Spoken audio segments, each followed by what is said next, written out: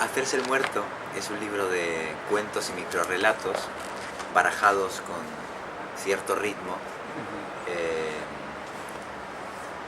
que tienen un registro mayormente tragicómico, creo, que buscan o bien situaciones de las que no sabemos si reírnos o llorar, o bien alternar cuentos muy cómicos con cuentos muy tristes. El título Hacerse el muerto remite sobre todo a ese ejercicio lúdico que es nada menos una aproximación a la muerte, ¿no? Alguien que está jugando a hacerse el muerto está tanteando mediante el simulacro un lugar del que poco podemos decir, ¿no? Del que poco sabemos. Y creo que la función de la ficción tiene que ver con ponernos en el lugar de lo que en realidad no se puede narrar.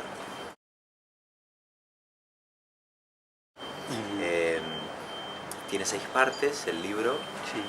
2 de ellas hablan directamente de la muerte de modos diferentes, algunos son muertes imaginadas, ajenas, temidas, parodiadas incluso, y otras son dolorosamente los relatos sobre la muerte de mi madre y su enfermedad. Ya murió muy joven, y son pequeñas estampas que tratan de revivirla y conversar con ella. Me gustan mucho las películas o los libros ante los cuales no estoy seguro de si debería adoptar una postura irónica o literal, relajarme o crisparme, porque toda esa mezcla de reacciones simultáneas y contradictorias son bastante más intensas y tienen más preguntas implícitas que pensar, bueno, esto es un libro gracioso, esto es un libro terrible, esto es un thriller y hay que descubrir desde la primera página quién es el verdadero culpable. Más bien decir, bueno, ¿qué se espera de mí ante esto? Esa pregunta me parece estimulante. Claro, también es una visión del humor más como un continuum que como un chiste, ¿no? Un chascarrillo, ¿no? Sí, exacto. El humor también como actitud, claro. no como broma brillante en una línea, ¿no? Es un punto de partida, ¿no? Algo que tiene una constancia, ¿no? Para poner un ejemplo, concretando un poco todo esto, hay un cuento que se titula Una silla para alguien, que habla de algo tan poco gracioso como es la silla de ruedas de mi madre. Una silla de ruedas en la que, para colmo, no llegó a sentarse, porque mi madre, cuando aceptó por fin la humillación, lo que ella sentía como humillación, de sentarse en esa puta silla, entró de nuevo en el hospital y no salió más. Así que nos quedamos con la silla sin poder pasearla. A mí me hacía mucha ilusión salir con la silla, fíjate hasta dónde te lleva la vida, que algo que podía ser monstruoso un año antes me generaba felicidad la idea de pensar en sacar en la silla de ruedas a mi madre, porque era la única forma que teníamos de pasear. Mi madre ya no podía caminar, y el no usar la silla nos obligaba a dejarla recluida, mientras la silla se convirtió en un contradictorio símbolo de libertad. Con la silla podíamos ir por la calle. Bien, pues en un cuento que se figura un encuentro que no tuvo lugar entre esa silla y mi madre, digo, en ese contexto que todo el mundo podrá comprender la poca gracia que me hace, pues el personaje narrador bromea con su madre. Lo que me interesa de la ficción como mecanismo de conocimiento es las primeras personas de otras personas. Mi visión de la narrativa va mucho más allá de lo que pueda ocurrir en mi ombligo. Creo que siento que mi función como narrador es observar la vida de los demás y apropiármela y contar de algún modo en primera persona algo que es en realidad colectivo. Creo que nuestro yo se compone de lo que escuchamos, de lo que recuerdan otros, de lo que tememos, de lo que soñamos, de lo que leemos, de lo que hemos heredado familiar o cultural o políticamente.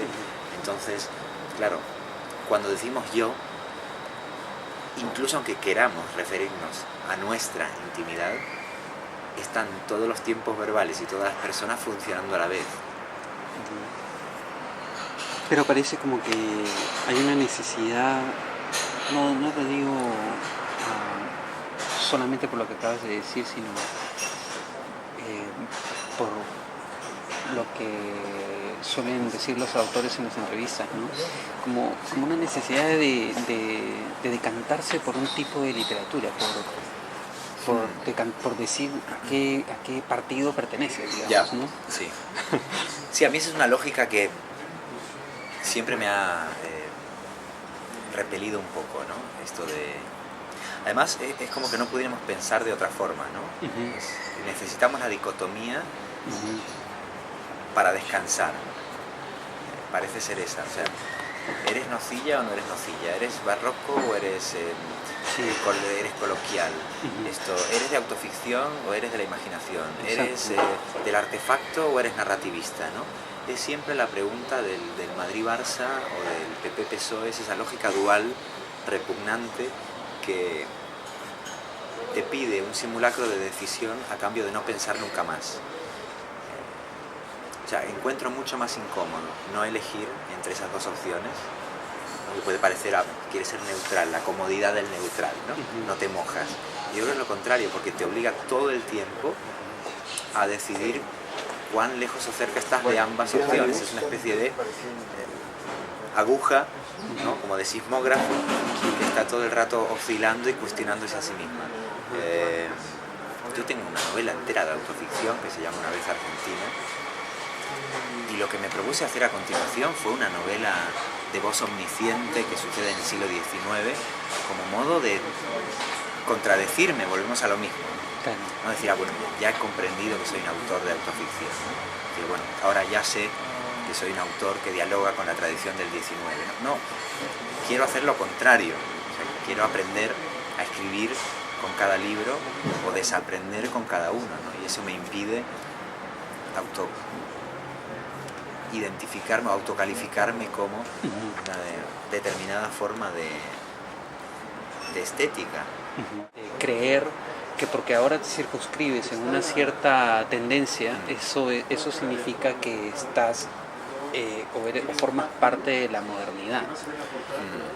Sí, no, bueno, claro, además la modernidad nunca, bueno, más modernidad, digamos, la vanguardia, por decirlo así, de cada época, nunca nadie sabe dónde está hasta que pasa el tiempo y todos han envejecido o muerto, ¿no? Es decir, fíjate, habíamos hablado de Borges, ¿no? Fíjate lo tradicionalista que parecía Borges, en todo sentido.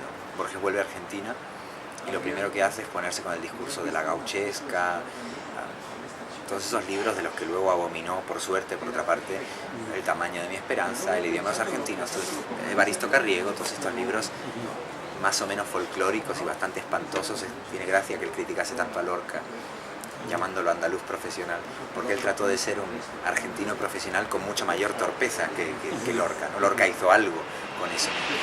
Pero digo, primero intentó eso, escribí una poesía de estrofas tradicionales, escribía con rima, con métrica. Quiero decir, en la época de Borges no era la vanguardia.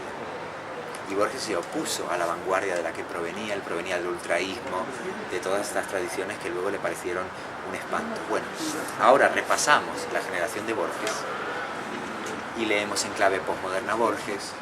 Nos parece que Borges se adelantó un montón de cosas, pero el discurso de Borges no es yo soy la vanguardia.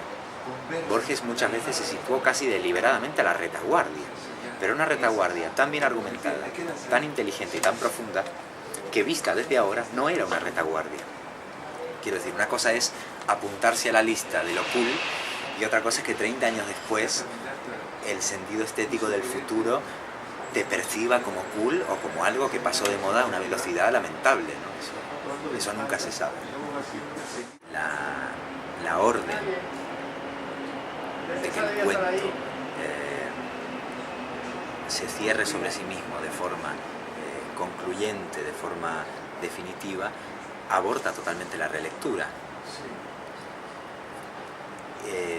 Y del mismo modo, ¿cómo evitar eso sin que el final abierto se convierta en un manierismo? Digamos que hay dos manierismos en los finales de los cuentos, dos manierismos como muy frecuentes. Está el manierismo de el golpe final que deshace el malentendido y reilumina todo lo anterior, como quien a última hora comprende la adivinanza.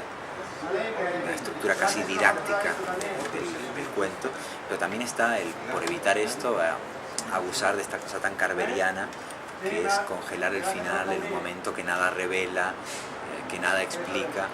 La repetición de ese mecanismo termina siendo tan artificial como lo otro. Entonces, ¿cómo conseguir es un punto medio? Es una pregunta más que una respuesta, ¿no? ¿Cómo conseguir un final que tenga algo de rotundo sin acabar con las posibilidades de esa historia y sin caer en esa especie de taller carveriano, por llamarlo así, que sea evitar toda forma de clímax al final? Y efectivamente creo que un buen final, que no sé cómo es, pero cuando uno nota que está leyendo un buen final, siente que la historia se cierra en la misma medida en que se abre y que el cuento termina, pero la reflexión empieza, ¿no? Digamos que el mejor final sería aquel, o bien que pida la relectura, o bien que continúe en la imaginación del lector como si el punto final fuese solo una convención y la historia, esa ficción, continuase literalmente mucho más allá del punto final, mientras que un punto final verdaderamente rotundo, demasiado rotundo, no debería continuar, todo lo contrario. Esto me gusta. Nos hemos puesto tan hibridantes que pasado mañana haremos una revolución purista. Sí. Entonces, evidentemente estamos en un momento de mucha ambigüedad genérica, de mucho mestizaje entre los límites de la forma ensayo, la forma cuento, la forma novela. Es decir, es tremendamente incorrecto en este momento declarar que la novela es una forma específica o que el cuento tiene una especificidad. Estamos en el momento en el que leemos y escribimos textos. Esa es la sensibilidad de nuestra época en este momento parece serla. Pero no se me escapa que esta sensibilidad hiperhibridante va a generar un cansancio que va a suceder mañana o pasado mañana, si es que no está sucediendo ya. Y esto no quiere decir que me alinee con eso. Yo soy bastante hibridante en realidad, ¿no? Pero soy consciente de que mañana va a haber una generación de narradores hiperclásicos que van a estar hartos de nuestros experimentos. Y quizá tengas razón. No hay más que ir al extranjero, ¿no? Por ejemplo, traducen un libro o te invitan a algún país que no sea de habla hispana e inmediatamente ves que las referencias que siguen manejando ahora, aunque parezca insólito, son las del realismo mágico y te hablan del boom como si fuese la época del realismo mágico, y uno va a la generación del boom y ve que el realismo mágico prácticamente no existía. Uno ve a Manuel Puig indagando en los más media y las vanguardias, ve a Cortázar reinventando el fantástico, ve a Borges trabajando de una forma nueva sobre la metaliteratura y sobre el apócrifo, ve a Sábato haciendo una especie de homenaje al existencialismo, ve a Donoso donde no hay asomo de realismo mágico en la novela fantástica, ¿no? Que se llama El obsceno pájaro de la noche. O sea, uno repasa qué tendrá que ver Carlos Fuentes con el realismo mágico, ¿no? Vargas Llosa. Uno ve a Vargas Llosa y se encuentra con un novelista de permanente diálogo con la gran tradición clásica de la narrativa. Es decir, hay muy poco realismo mágico en la supuesta generación del realismo mágico. Entonces, ese malentendido pudo ser posible porque no había tantos canales de refutación o de interpretación. Así que yo estoy seguro de que nuestra realidad es igual de compleja que antes, pero ahora hay mucha gente mirando y dando su versión de lo que ve. Así que ahora es más difícil que antes decir, nuestra época es esto. Pero creo que nos equivocaríamos mucho creyendo que el pasado era más uniforme. Creo que eso es un espejismo perfectamente posmoderno.